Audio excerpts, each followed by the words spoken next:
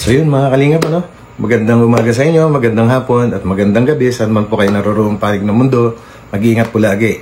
At sa aking mga kapwa Ilocano, naimbag ngal daw yung amin, o rin yung AAN nyo, agad na tayo kan kanayon. So this is me again, Kuya RJ Moto, para sa isa na namang video reaction.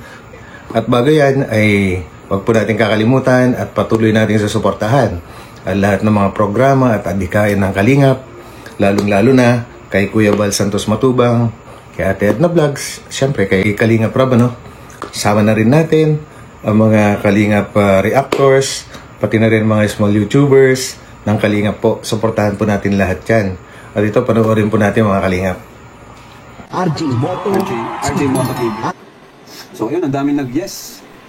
Gusto nila.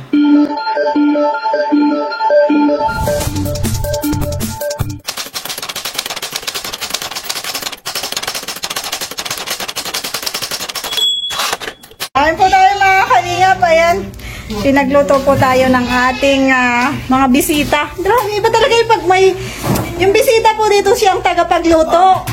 Naubos mo yan. Ito yung konti. Ito yung konti sa'yo, nak. Ayan. Rina, kumain ka ng gulay. Init. Wala na kasi kakagilo. Ayan, pauwi na po sila sa Cagayan. So, bukas pang balik. Ay, Cagayan! Isabela pala. Pauwi na po sila sa Isabela. Salamat sa tulong nyo sa akin sa pagbabantay kay Rina. Ayun. Tsaka sa pagluluto. Ayan, nung may mga lakad po kasi ako, sila yung iniiwan ko dito. Maraming salamat sa pagbisita sa amin. Welcome po.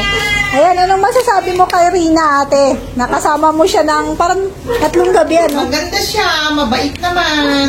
Okay, parang walang sakit. Mabait naman yan, ay. Sige na siya. Kaya nga, sigla na. Pag mawala na yung ubo niyan, okay na. Pabalik-balik. Ano kukunin mo? Pabalik-balik ka. Ha? Salamat, Kalingap Roda, sa pagbisita sa amin. Ayan, salamat din sa inyo. Sana makabalik pa kayo dito, ano? Sana nga. Kahit malayo, ayan, salamat sa sakripisyo nyo. Pagpunta dito. Ano pa? Ha? Sasama ka sa bahay nila? Kay Tita Jelly, sasama ka? Dito ka? Dito daw ang bahay niya. Sa Dalingat, wala kang bahay? Bakit?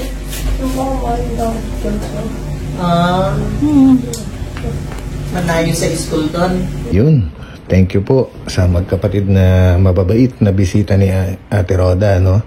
Talagang inalagaan nga nila si Reyna 3 araw.